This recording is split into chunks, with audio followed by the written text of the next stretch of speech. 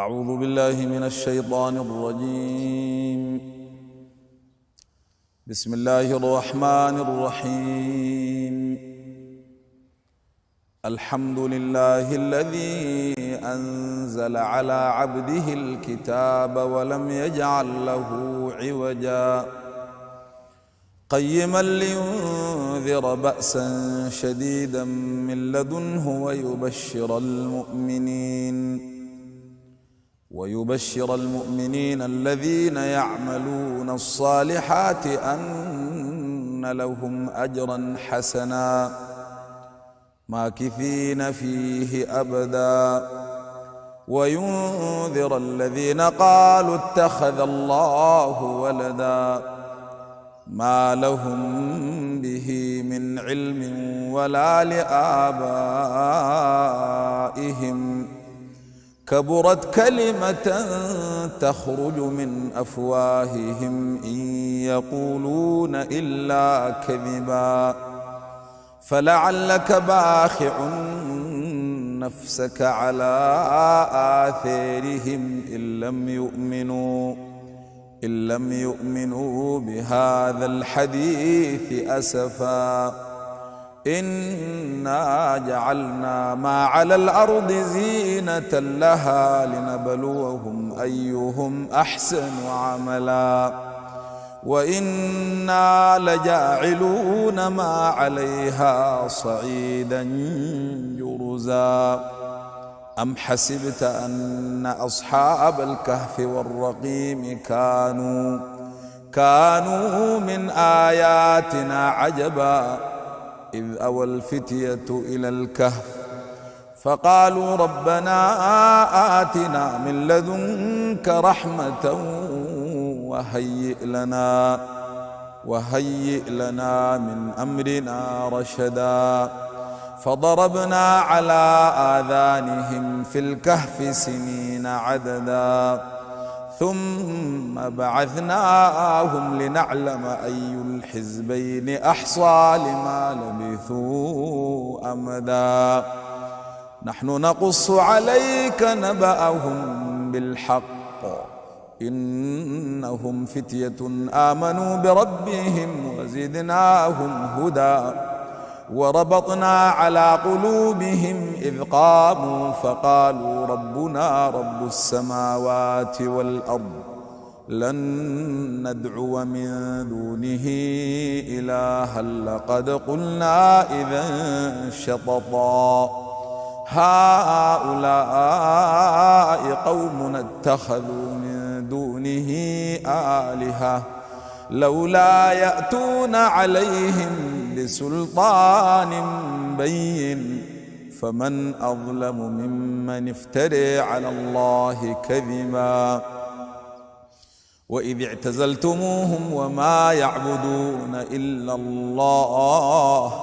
فأووا إلى الكهف ينشر لكم ربكم من رحمته ويهيئ لكم من أمركم مرفقا وترى الشمس إذا طلعت تزاور عن كهفهم ذات اليمين وإذا غربت تقرضهم ذات الشمال وهم في فجوة منه ذلك من آيات الله من يهد الله فهو المهتد ومن يضلل فلن تجد له وليا مرشدا وتحسبهم أيقاظا وهم رقود ونقلبهم ذات اليمين وذات الشمال وكلبهم باسط ذراعيه بالوصيد لو اطلعت عليهم لوليت منهم فرارا ولملئت منهم رعبا وكذلك بعثناهم ليتساءلوا بينهم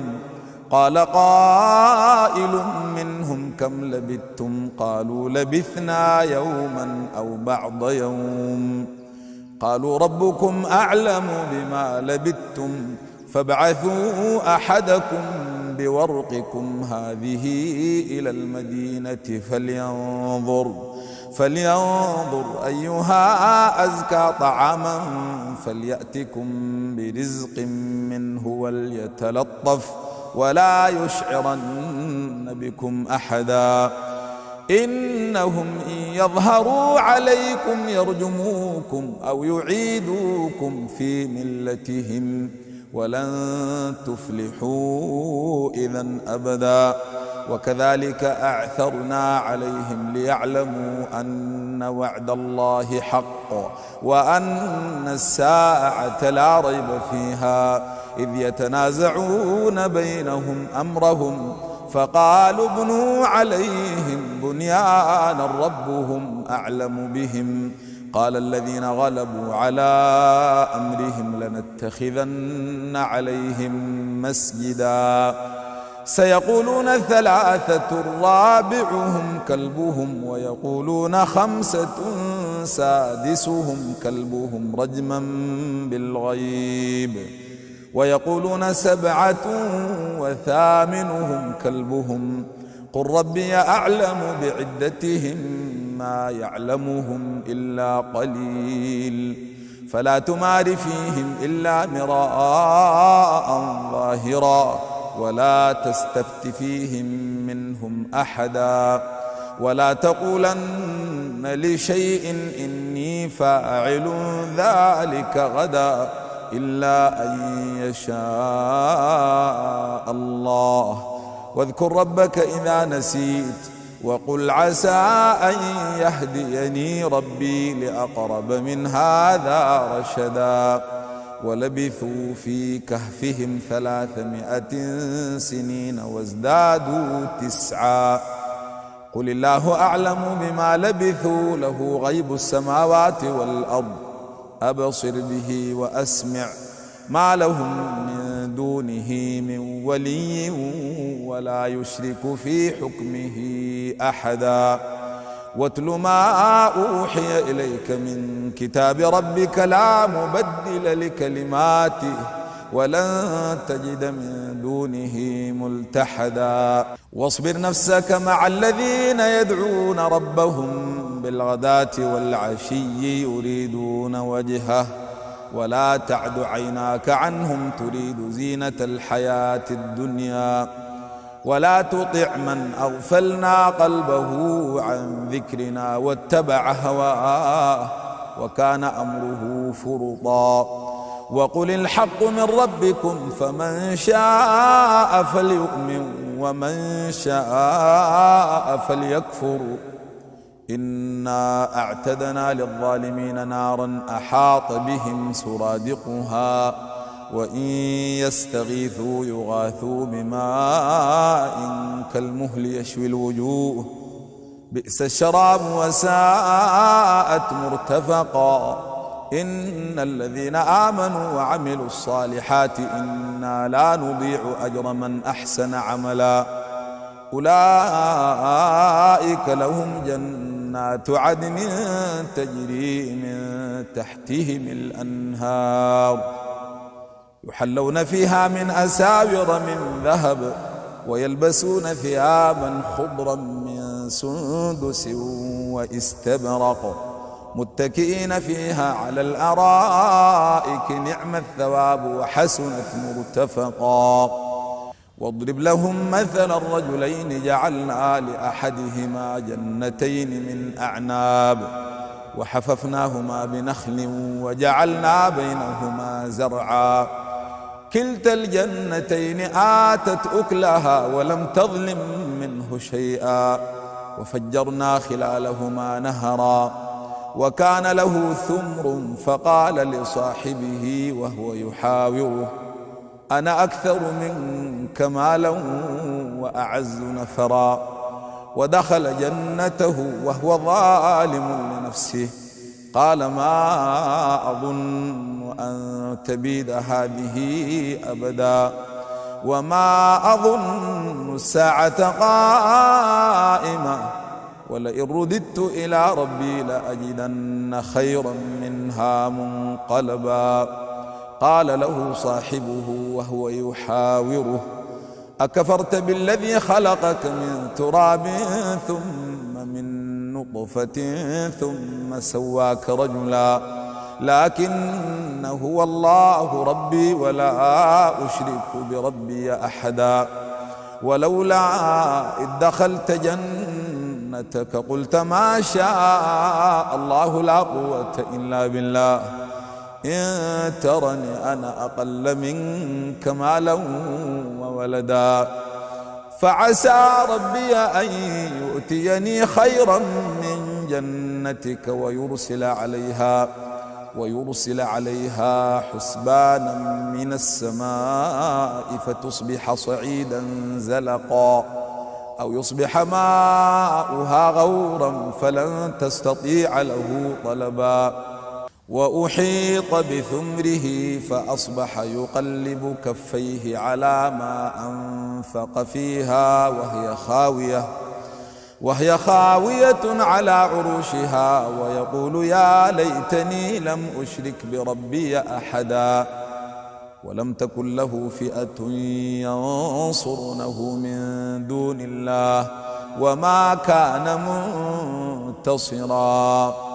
هنالك الولاية لله الحق هو خير ثوابا وخير عقبا واضرب لهم مثل الحياة الدنيا كماء إن أنزلناه من السماء فاختلط به نبات الأرض فأصبح هشيما تذروه الرياح وكان الله على كل شيء مقتدرا المال والبنون زينة الحياة الدنيا والباقيات الصالحات خير عند ربك ثوابا وخير أملا ويوم تسير الجبال وترى الأرض بارزة وحشرناهم فلم نغادر منهم أحدا وعرضوا على ربك صفا لقد جئتمونا كما خلقناكم أول مرة بل زعمتم أن لن نجعل لكم موعدا ووضع الكتاب فترى المجرمين مشفقين مما فيه ويقولون يا ويلتنا ما لهذا الكتاب لا يغادر صغيرة ولا كبيرة إلا أحصاها ووجدوا ما عملوا حاضرا ولا يظلم ربك أحدا وإذ قلنا للملائكة اسجدوا لآدم فسجدوا إلا إبليس كان من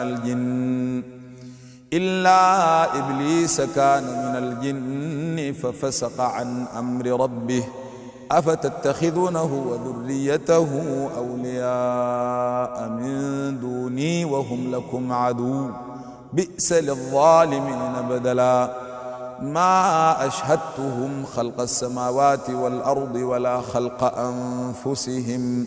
وما كنت متخذ المضلين عضدا ويوم يقول نادوا شركائي الذين زعمتم فدعوهم فلم يستجيبوا لهم وجعلنا بينهم موبقا ورأى المجرمون النار فظنوا أنهم واقعوها ولم يجدوا عنها مصرفا ولقد صرفنا في هذا القرآن للناس من كل مثل وكان الإنسان أكثر شيء جدلا وما منع الناس أن يؤمنوا إذ جاءهم الهدى ويستغفروا ربهم إلا أن تأتيهم سنة الأولين أو يأتيهم العذاب قبلا وما نرسل المرسلين إلا مبشرين ومنذرين ويجادل الذين كفروا بالباطل ليدحضوا به الحق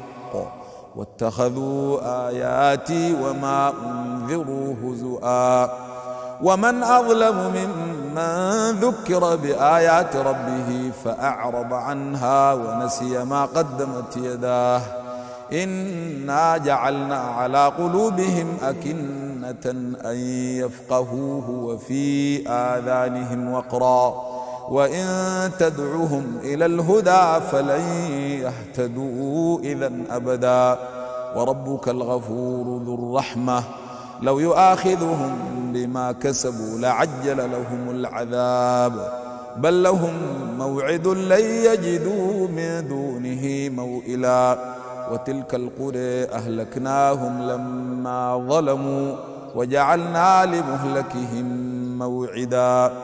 وإذ قال موسى لفتاه لا أبرح حتى أبلغ مجمع البحرين أو أمضي حقبا فلما بلغا مجمع بينهما نسيا حوتهما فاتخذ سبيله في البحر سربا فلما جاوزا قال لفتاه آتنا غداءنا لقد لقينا من سفرنا هذا نصبا قال أرأيت إذ أوينا إلى الصخرة فإني نسيت الحوت وما أنسانيه إلا الشيطان أن أذكره واتخذ سبيله في البحر عجبا قال ذلك ما كنا نبغي فارتدا على آثارهما قصصا فوجدا عبدا من عبادنا آتيناه رحمة من عندنا وعلمناه من لدنا علما قال له موسى هل أتبعك على أن تعلمني مما علمت رشدا قال إنك لن تستطيع معي صبرا وكيف تصبر على ما لم تحط به خبرا قال ستجدني إن شاء الله صابرا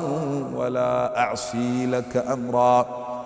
قال فإن اتبعتني فلا تسألني عن شيء حتى أحدث لك منه ذكرا فانطلقا حتى إذا ركبا في السفينة خرقها قال أخرقتها لتغرق أهلها لقد جئت شيئا إمرا قال ألم أقل إنك لن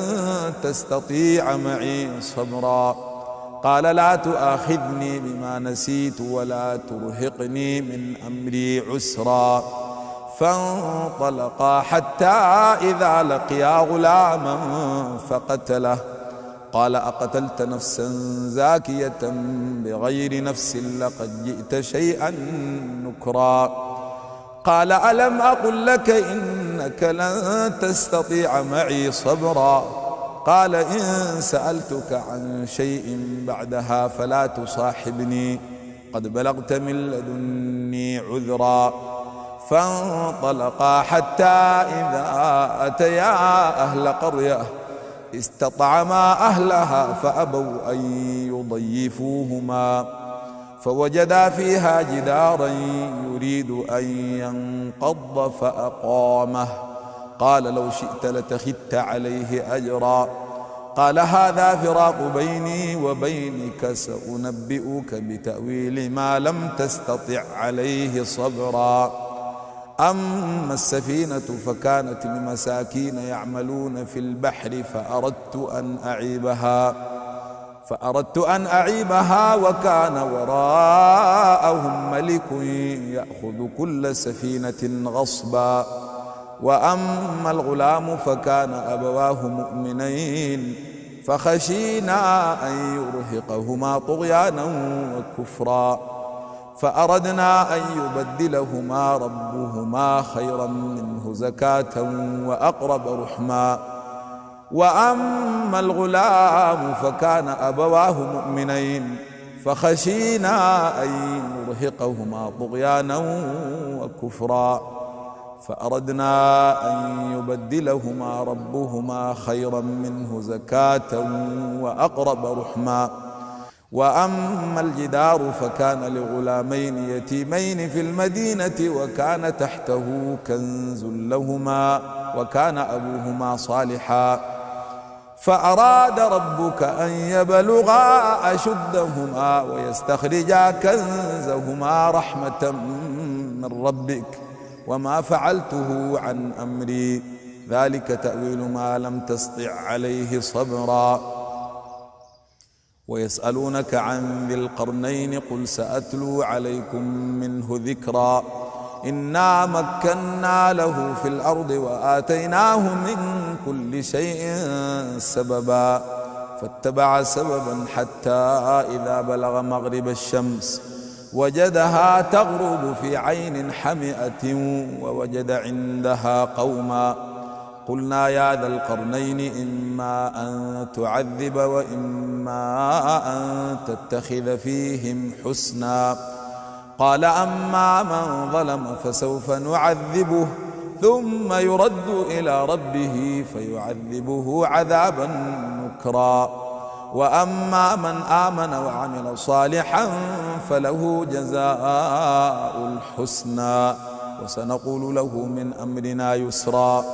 ثم اتبع سببا حتى إذا بلغ مطلع الشمس وجدها تطلع على قوم لم نجعل لهم من دونها سترا كذلك وقد أحطنا بما لديه خبرا ثم اتبع سببا حتى إذا بلغ بين السدين وجد من دونهما قوما لا يكادون يفقهون قولا قالوا يا ذا القرنين إن ياجوج وماجوج مفسدون في الأرض فهل نجعل لك خرجا على أن تجعل بيننا وبينهم سدا قال ما مكني فيه ربي خير فأعينوني بقوة أجعل بينكم وبينهم ردما آتوني زبر الحديد حتى إذا ساوى بين الصدفين قال انفخوا حتى إذا جعله نارا قال آتوني أفرغ عليه قطرا فما استطاعوا أن يظهروه وما استطاعوا له نقبا قال هذا رحمة من ربي فإذا جاء وعد ربي جعله دكا وكان وعد ربي حقا وتركنا بعضهم يومئذ يموج في بعض ونفخ في الصور فجمعناهم جمعا وعرضنا جهنم يومئذ للكافرين عرضا الذين كانت أعينهم في غطاء عن ذكري وكانوا لا يستطيعون سمعا أفحسب الذين كفروا أن يتخذوا عبادي من دوني أولياء إنا أعتدنا جهنم للكافرين نزلا قل هل ننبئكم بالأخسرين أعمالا الذين ضل سعيهم في الحياة الدنيا وهم يحسبون أنهم يحسنون صنعا أولئك الذين كفروا بآيات ربهم ولقائه فحبطت أعمالهم فلا نقيم لهم يوم القيامة وزنا ذلك جزاؤهم جهنم بما كفروا واتخذوا آياتي ورسلي هزؤا إن الذين آمنوا وعملوا الصالحات كانت لهم جنات الفردوس نزلا خالدين فيها لا يبغون عنها حولا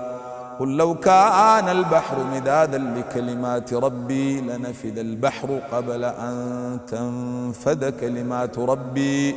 ولو جئنا بمثله مددا قل إنما أنا بشر مثلكم يوحى إلي أنما إلهكم إله واحد فمن كان يرجو لقاء ربه فليعمل عملا صالحا ولا يشرك بعبادة ربه أحدا صدق الله العظيم.